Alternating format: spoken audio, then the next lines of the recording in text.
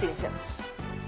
La Fiscalía y la Policía allanaron oficinas de la Secretaría de Salud del municipio de Quito por un presunto sobreprecio en la compra de pruebas de COVID-19 en la capital de la República. Se realizaron 4 intervenciones en busca de documentación que sustente la denuncia. En esta ocasión, el nuevo escándalo por presuntas irregularidades llegó al municipio de Quito. Muy temprano empezó el movimiento policial y de agentes fiscales, quienes arribaron hasta las instalaciones de la Secretaría de Salud del Cabildo Capitalino, ubicadas en las inmediaciones de las avenidas Jorge Washington y Amazonas, norte de la ciudad. El salir y entrar de los uniformados fue la tónica durante la mañana. Buscaban información de un presunto sobreprecio en la adquisición de 100.000 pruebas PCR para detectar a los contagiados con COVID-19 en la capital. Que se presuma que tienen algún tipo de relación con la novedad que se suscitó la noche de ayer en los medios de comunicación. La Fiscalía, a través de un boletín de prensa, informó que se realizaron 5 allanamientos en diferentes puntos de la ciudad para recabar información sobre la adquisición de pruebas, que incluiría máquinas de laboratorio. Y justamente se encuentran todavía en el procedimiento de allanamiento. Fiscalía con la Oficina de Investigación de la Policía que está dentro de Fiscalía. Que levantaron más de 9 indicios entre computadoras, CPU, documentación, flash memories, que servirán para continuar con el proceso investigativo, señaló la Fiscalía. Pueden darnos una situación, una idea bastante clara de lo que se está investigando. Los allanamientos alcanzaron a la casa del exsecretario de Salud, Lenin Mantilla, y oficinas de la empresa proveedora. Estamos viendo que la empresa seguía funcionando y elementos tanto de Fiscalía como de Policía la noche madrugada de hoy han intervenido en el lugar recabando alguna información que nos permita aclarar este presunto delito. Tanto Policía como Fiscalía indicaron que no hubo personas naturales o funcionarios municipales detenidos. En Quito informó Iván Casamen. Por su parte, el alcalde de Quito, Jorge Yunda, deslindó responsabilidad en la adquisición de pruebas PCR con un supuesto sobreprecio. El burgomaestre asegura que está dispuesto a colaborar con la Fiscalía. Además, anunció que fue él quien solicitó la intervención de la Contraloría en días pasados. Los supuestos actos de corrupción por un aparente sobreprecio en la adquisición de 100.000 pruebas PCR golpean la puerta del municipio de Quito y en especial de la Secretaría de Salud al frente con Lenin Mantilla. Si hubo un sobreprecio, yo soy el más interesado en conocerlo y total apertura para que las autoridades investiguen. He puesto ya una solicitud a la Fiscalía General del Estado que se inicie las investigaciones. El burgomaestre en días pasados por denuncias de concejales puso en conocimiento de la Contraloría General del Estado la supuesta irregularidad. Todas estas contrataciones son sujetas a una auditoría por parte de la Contraloría General del Estado, que nosotros con esa responsabilidad enviamos los oficios. Enviamos un oficio a la Comisión Anticorrupción para que acompañe. A los auditores internos también enviamos sendos oficios que acompañen esta contratación. Y a Quito Honesto, que es una institución multidisciplinaria, incluido la sociedad civil, las cámaras y todo, que ha emitido un informe que, a decir de este informe, la contratación no tuvo ninguna irregularidad. De entrada, la Secretaría de Salud fue purgada. Si usted se va a hacer una prueba en un laboratorio privado, yo he visto que le cobran $200, $180. Acá las pruebas tienen un costo de $25. Si ahí hay un sobreprecio que determinan las autoridades, yo no he estado en esta contratación, yo no vendo pruebas, yo no compro pruebas. Son $2.500.000 los que gastó el municipio de Quito en las 100.000 pruebas PCR y a pesar de la denuncia adquirirá 100.000 más. Esto mientras en la Contraloría General del Estado existen 179 contratos de emergencia en investigación, 81 en el sistema de salud pública, 29 en casas de salud del Instituto Ecuatoriano de Seguridad Social, 1 en el Hospital del Seguro de la Policía, 11 en gobiernos autónomos descentralizados provinciales, 47 GAD municipales y empresas a cargo de las alcaldías, 2 gobiernos descentralizados parroquiales y 5 en la función ejecutiva, informó Héctor Romero. Autoridades intervinieron en la prefectura del Guayas por presunto peculado en la compra de pruebas rápidas, guantes y mascarillas. El prefecto Carlos Luis Morales dispuso la desvinculación del funcionario que realizó el informe sobre dicha contratación. 2 personas de la empresa comercializadora fueron retenidas.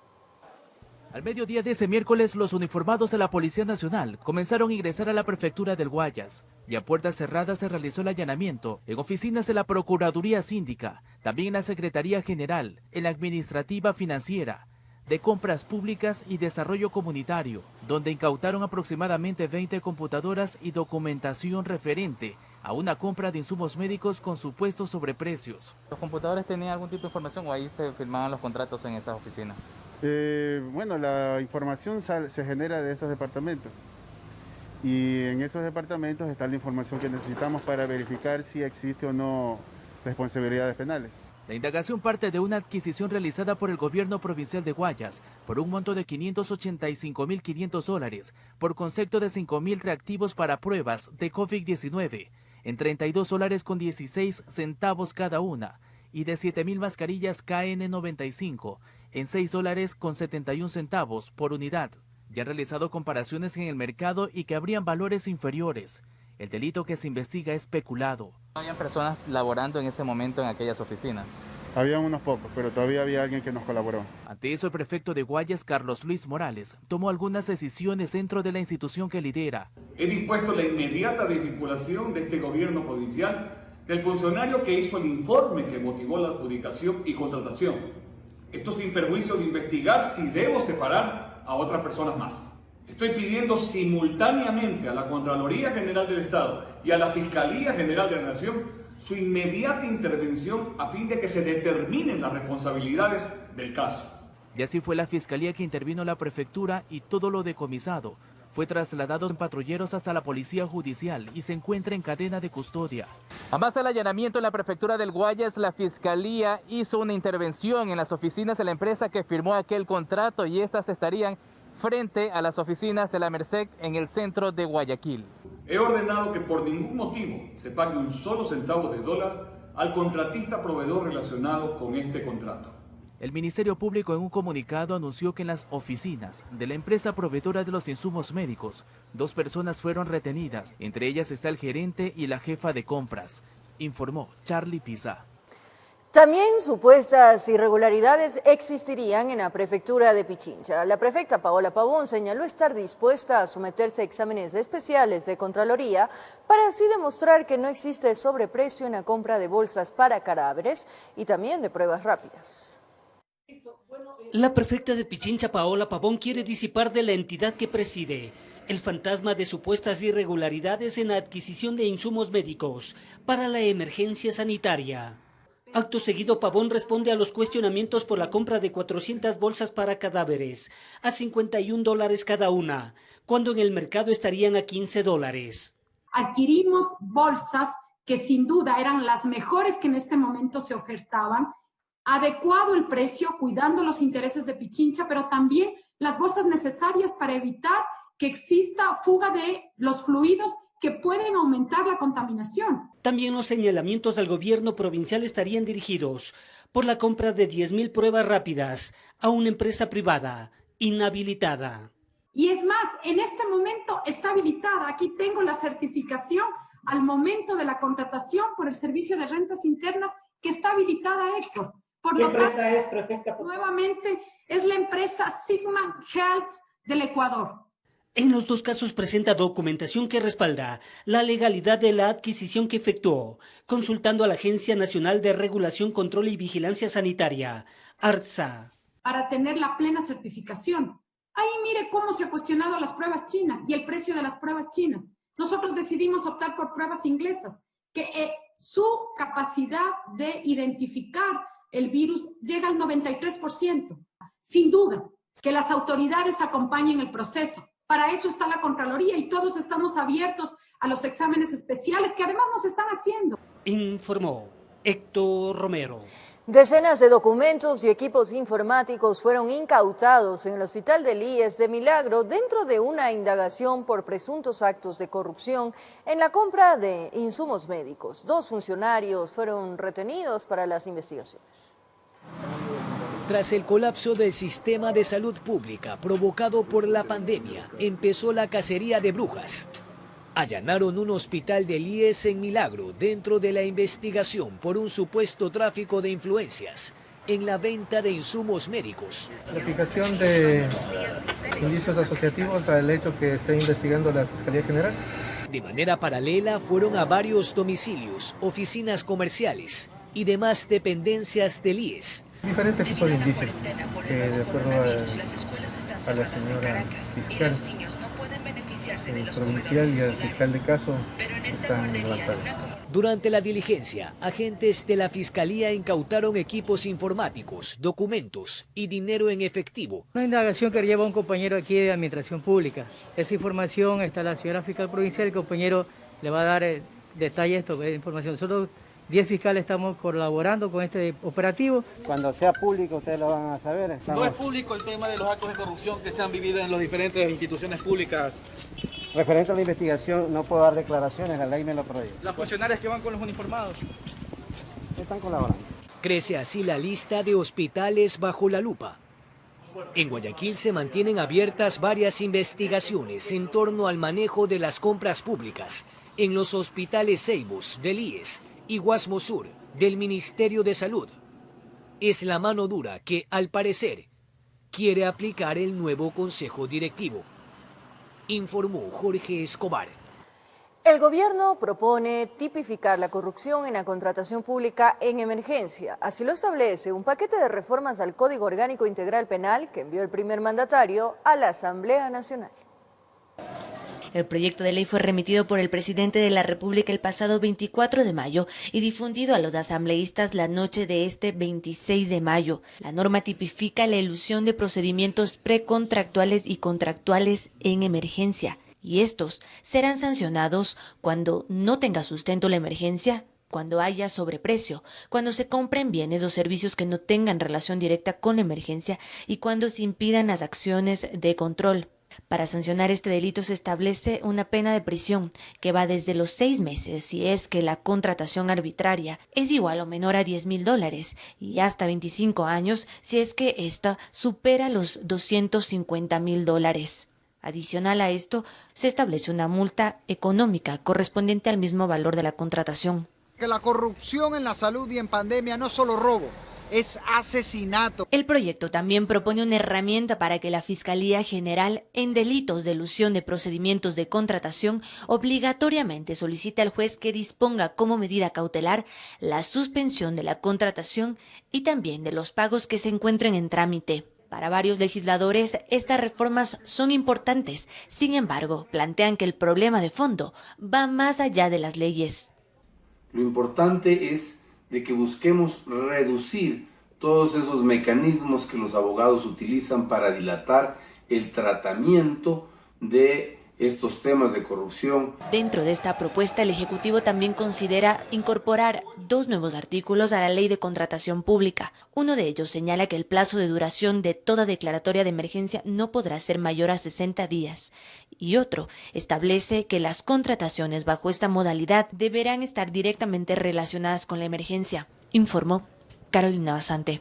La Comisión de Salud de la Asamblea Nacional recibió vía telemática al presidente del directorio del Instituto Ecuatoriano de Seguridad Social, IES, Jorge Guattet, quien explicó las acciones de la institución durante la emergencia sanitaria. Guattet se refirió a los presuntos actos de corrupción registrados en el país. Durante la participación de Jorge Guattet, presidente del directorio del IES en la Comisión de Salud de la Asamblea Nacional, ese se refirió a las gestiones realizadas al frente de la institución desde el 4 de mayo cuando se incorporó. Mencionó que no hubo mayores problemas a excepción de la problemática de la corrupción. Y la Fiscalía ha recibido casi 10 denuncias de parte de nosotros. Hoy tenemos 14 hospitales intervenidos entre la Fiscalía y la Contraloría. Y lo tengo que decir, lamentablemente, esto va a continuar. En este sentido, se centró al sobreprecio en adquisición de productos durante la pandemia ejecutado desde distintos hospitales del IES. El problema no solamente han sido en fundas de cadáveres, sino también en mascarillas, en visores. Tenemos casos de visores de $5 y tenemos casos de visores de $22. Además señalaron que desde el Instituto Ecuatoriano de Seguridad Social no se ha dejado en ningún momento de entregar medicamentos a sus afiliados. Más, sin embargo, actualmente se están realizando otros procesos para compra de estos insumos enmarcados en la política de adquisición que mantiene alrededor de 15 alternativas distintas a la basada en el menor precio. Hasta aquí se ha utilizado un solo mecanismo de compra, que es la compra por precio. Y hemos ya tenido un primer ejercicio importantísimo con empresas que tienen productos exclusivos, entre ellos algunos fármacos antirretrovirales, ¿no? En la línea esta de diversificar los mecanismos de compra a compra, por ejemplo, con resultados. Una de las preguntas que la comisión planteó estuvo inmersa a la situación de stock y entrega de antirretrovirales que desde el IES se otorga a los afiliados que lo necesitan.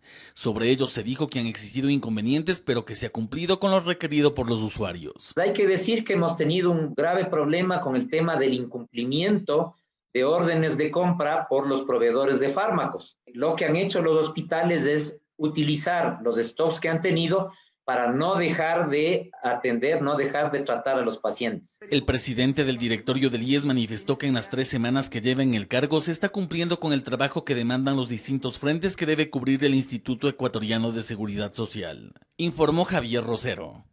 En medio de la emergencia sanitaria, los 137 asambleístas y funcionarios legislativos aportarán el 10% de su sueldo durante 7 meses. Esto implica una reducción de $476 en el salario de cada legislador.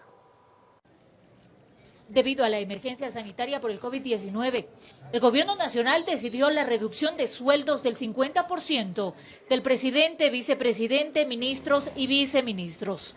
Sin embargo, la Asamblea Nacional también se ve reducida en sus salarios. El documento denominado Plan de Austeridad, aprobado por el Consejo de Administración Legislativa Cali, notificado este 26 de mayo, consta de varios puntos, entre ellos el aporte del 10% del salario.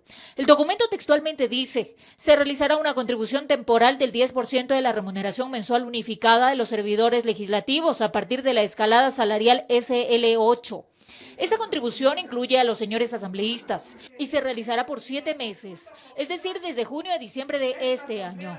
Pero si nos referimos a servidores legislativos, ¿a quiénes se incluyen? Lo que conforman la parte administrativa. Estos son las secretarías, los señores asesores, pero estamos hablando de lo que es presidencia y la parte administrativa, que vienen a ser los señores coordinadores administrativos y todo el personal que labora ahí. Y es que cada asambleísta recibe mensualmente $4.759 de salario y con la reducción del 10% serían $476 menos por 7 meses para cada legislador. Además, en el texto se señala que el aporte en total de los asambleístas será de un 25%, pues aquí se incluye la reducción antes mencionada y otros rubros como viáticos, pasajes y residencia.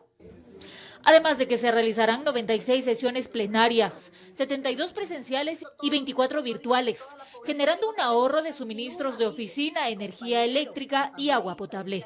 Informó Marilyn Jaramillo. Momento de nuestra primera pausa aquí en la emisión estelar del Comercio TV. Más adelante, desde el 1 de junio, regirán nuevas condiciones para los semáforos rojo, amarillo y verde a nivel nacional. Les contamos cuáles son al volver de la pausa. Ya regresamos en TVC.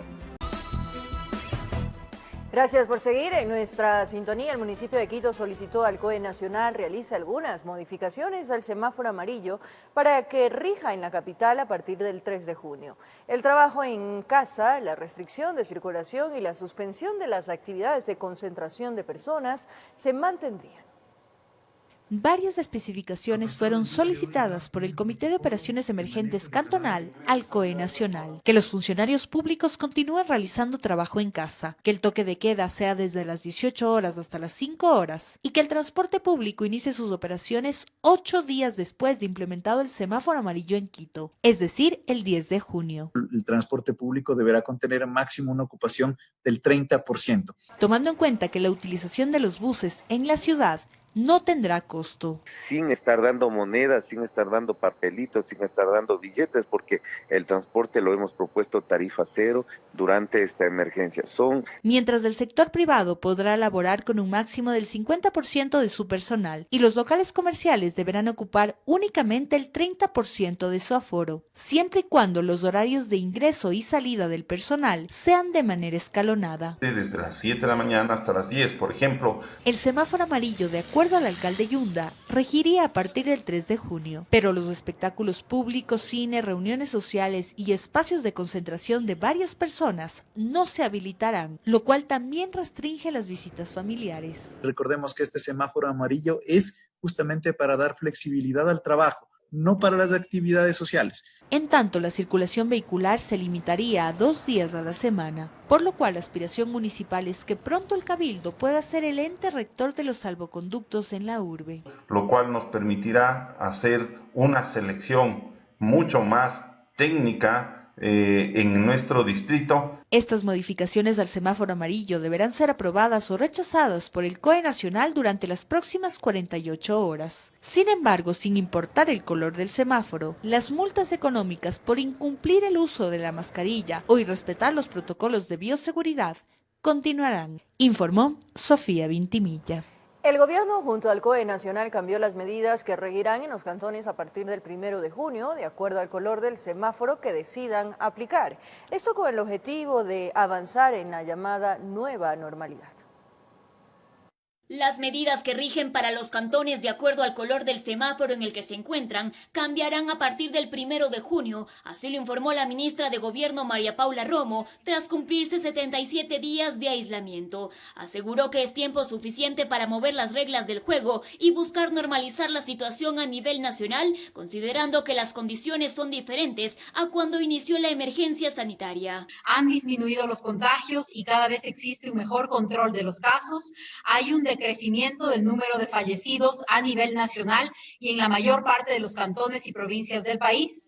Se ha fortalecido la capacidad de atención hospitalaria. Es así que a partir de esta fecha, dentro del semáforo en rojo, el horario del toque de queda cambia desde las 18 horas hasta las 5 de la mañana. Se amplía el horario para realizar las actividades esenciales aún en el semáforo en rojo. En este color del semáforo se mantiene el teletrabajo y la prohibición de circulación interprovincial. En cuanto al tema de salud, se autorizan las consultas externas en todas las especialidades, mientras que los vehículos particulares podrán movilizarse 2 días a la semana. Los taxis y transporte mixto, en cambio, trabajarán de acuerdo al número de placa, un día los pares y otros los impares. Vamos a tener más taxis o camionetas de transporte mixto en circulación con un poco menos de restricciones para evitar aglomeración en el transporte público. Dentro de las medidas que regirán al semáforo amarillo se han incorporado algunas peticiones del COE de Quito que según Romo son una buena opción para aplicarlas en todo el país. El toque de queda irá desde las 21 horas hasta las 5 de la mañana. Además, se amplían los días para la circulación vehicular. Según el número de la placa, circularán la mitad de la semana unos vehículos, la mitad otros. El transporte interparroquial y sobre todo el transporte intercantonal está permitido solamente entre cantones con el mismo color, con el aforo a la mitad. Los restaurantes, cafeterías o establecimientos de comida funcionarán al 30% de su capacidad. El color amarillo también permitirá que las industrias y fábricas puedan regresar a trabajar con turnos alternados y con restricciones en la cantidad de sus empleados. Solamente para el caso de Quito, atendiendo el pedido que hiciera el COE cantonal, el trabajo del sector público se va a mantener suspendido en jornada presencial durante 15 días más, hasta mediados del mes de junio. Finalmente, en el color verde, el toque de queda será desde las 24 horas hasta las 5 de la mañana. Romo también indicó que los aeropuertos vuelven a operar a partir del 1 de junio, excepto el de Guayaquil, que lo hará a mediados de este mes. Para los extranjeros que lleguen al país, las medidas de seguridad continuarán siendo el aislamiento preventivo obligatorio. Las frecuencias nacionales e internacionales solo se van a reactivar hasta un máximo del 30% de su operación habitual. Se mantiene la facultad de negar el ingreso de vuelos de países en los cuales el contagio esté en fase de crecimiento alto. En Quito informó Adriana Rojas. Una familia guayaquileña denuncia la desaparición del cuerpo de uno de sus seres queridos desde hace casi 2 meses, tiempo en el que se han dedicado a recorrer Camposanto sin respuestas claras. Sin embargo, desde el gobierno se asegura que se está trabajando para la localización de los cadáveres. Este es uno de los últimos videos donde se puede ver a Jonathan Hualpa, de 34 años, con vida, bailando con su madre en el cumpleaños de su progenitora, o en este otro video cantando. Su nombre consta en la lista de fallecidos en el contexto de la pandemia.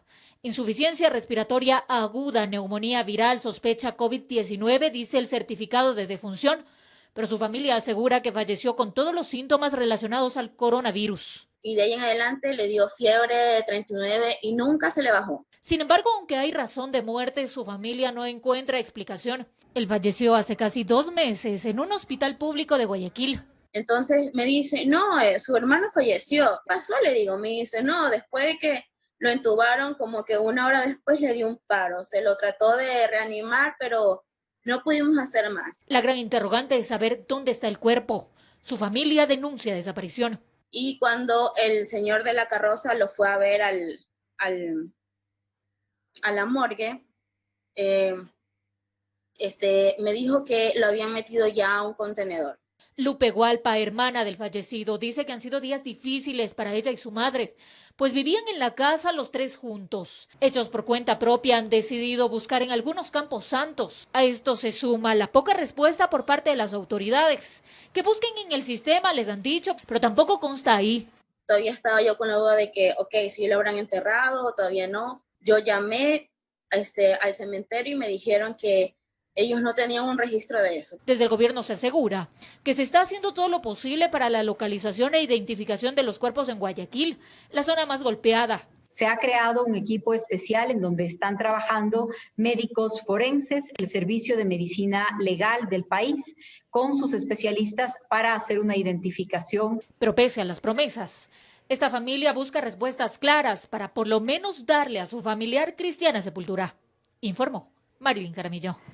Una alianza público-privada dio vida al teleférico, un gran proyecto turístico de la administración de Paco Moncayo, pero tras 15 años, el parque de diversiones ubicado en el lugar cierra sus puertas por falta de liquidez debido a la cuarentena por el COVID-19.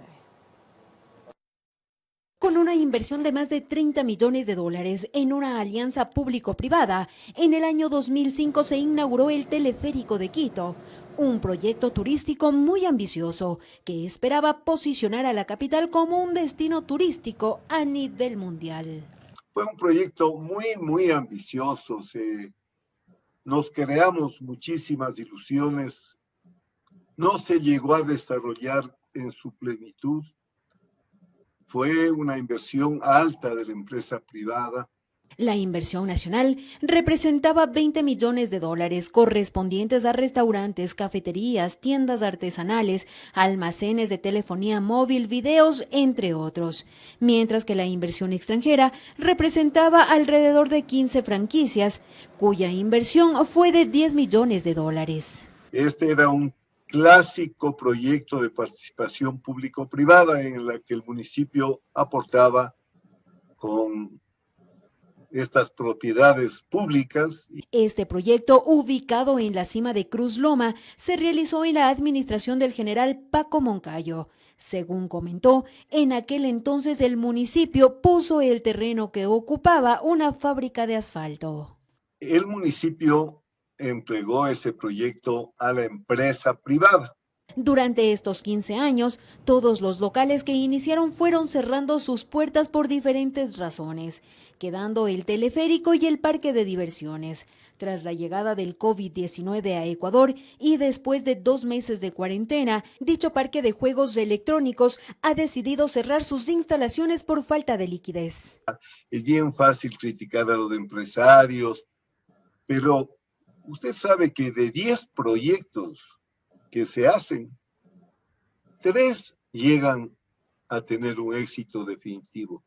Según la compañía, las pérdidas ascenderían a $600,000, por lo que harán el proceso de cierre y cumplirán con todos los valores que dispone la ley hacia sus trabajadores. Quito tiene que apalancar su economía en el turismo, en la tecnología, por supuesto, y en ser lo que siempre ha sido un gran centro político, económico. Informó Patricia Aldaz. Nueva pausa aquí en Emisión Estelar del Comercio TV. Más adelante, más de 300 familias de 2 barrios de la capital recibieron kits alimenticios como parte de la campaña TVC Te Quiere a Salvo. Los detalles en pocos minutos. Por la emergencia sanitaria, más de 300 familias de 2 barrios de la capital recibieron kits alimenticios. En el nombre del Padre, del Hijo, Con una oración al cielo inició nuestra jornada. Es una situación compleja la que estamos viviendo por la pandemia, pero hay esperanza. Esperanza para quienes más lo necesitan. Yo le agradezco mucho, bastante a ustedes y que Diosito les bendiga, ¿no? Gracias a la campaña TVC Te Quiere a Salvo y a sus donaciones, amigos televidentes, llegamos donde nadie ha llegado y conocimos la historia de Susana Villamarín, persona de la tercera edad que vive sola y recibió ayuda. Yo soy sola. Yo tengo a mis hijitos que están en Guayaquil, donde más está afectado. Quizás Diosito se alce y me pueda comunicar con mis hijos. Son los vecinos de Carretas, un sector ubicado en Carcelén, al norte de Quito, donde entregamos kits alimenticios a 160 familias. Algunas personas han perdido sus trabajos y otras salen a las calles por necesidad. Las historias se repiten, pero con un granito de arena podemos cambiar por un momento su dura realidad. Como sabemos, necesitamos alimentarnos a diario y tenemos aquí igual muchas familias, muchos niños y muchas personas de la tercera edad y sabemos que esto nos eleva nuestro ánimo, nuestra alma para poder seguir. Luego nos trasladamos hasta el barrio Buenos Aires, al suroriente de Quito. Los vecinos nos esperaban con mucho entusiasmo. Los hijos de don Víctor Inchalaquí se habían levantado temprano para realizar este cartel con un lindo mensaje. Un agradecimiento al canal y a la persona que nosotros en la discapacidad que estamos viviendo aquí en este barrio Buenos Aires. Le agradezco mucho. En este sector más de 150 kits alimenticios fueron entregados a la comunidad. Una labor en conjunto con la Fundación Jonathan. Niños, adultos y personas con discapacidad reaccionaron así tras nuestra llegada. Se les agradece por una ayudita más, porque en verdad no estamos en trabajo. Necesitamos y hay mucha ayuda que en verdad aquí todos los vecinos necesitan. Si usted quiere ser parte de esta campaña, puede donar alimentos no perecibles, que es lo que más se necesita, comunicándose al número de la Fundación Jonathan 0999 71 30 78 o hacer un aporte económico a su cuenta corriente del Banco del Pichincha 32 67 96 8204 con el número de RUC 1792 00 55 74 001. Informó Priscila Cadena. Y falta mucho por hacer todavía, amigos televidentes. Empresa privada, súmense a esta campaña, sobre todo porque esas familias vulnerables están a la espera de una ayuda, de una mano solidaria. Gracias desde ya por esa intervención que se ha dado en este llamado que hemos hecho como medio de comunicación, como intermediarios para llegar a las familias más vulnerables. Les dejamos los números telefónicos nuevamente para quienes quieran aportar a la campaña TVC Te Quiere a Salvo, el 099-971-3078 de la Fundación Jonathan.